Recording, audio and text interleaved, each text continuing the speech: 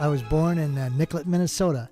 I'm the seventh out of 8 kids. My dad was the owner-operator of a Chevy garage, and my mom stayed home and took care of us kids. I had very good teachers at Nicollet High School, most all of them Mankato State grads, and so very personable role models for me, and that's one of the main reasons why I went into coaching. My dad is a guy of few words, but when he does say things, we tend to listen to him. He just said, "I think you should go to Mankato." I met this gal named Jane Powers, and I was 17 years old, and we dated through high school. She ended up going to St. Scholastica when she graduated from high school. It was an all-girls private school at the time. And then she kind of saw the light and transferred her sophomore year to Mankato, and we got married the next year. So in 1967, when Jane and I were first married, we lived in town here. I worked during the summer so I could pay enough to go to school. And then even when Jane and I were married, we worked in the summer also.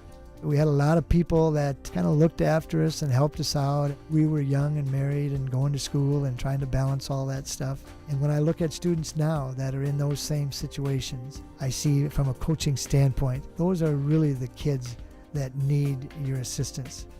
I was an officer in the physical education club. Harold Paulson was our advisor there and took that very serious. And Clem Thompson, who was one of our professors, and a great role model as far as fitness, Lois Mussett and Georgine Brock. I took classes from them.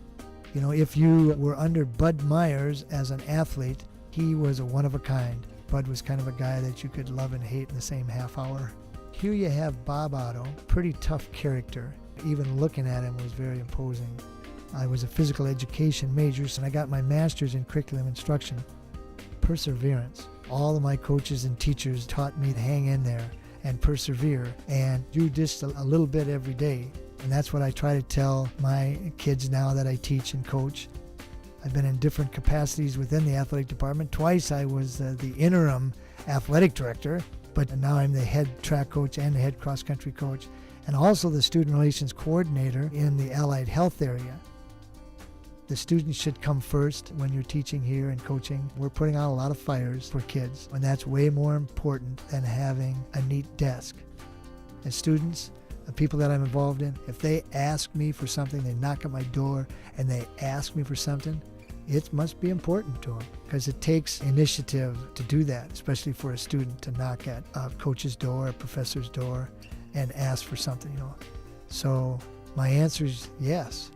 Let's try and do it. Let's get her done.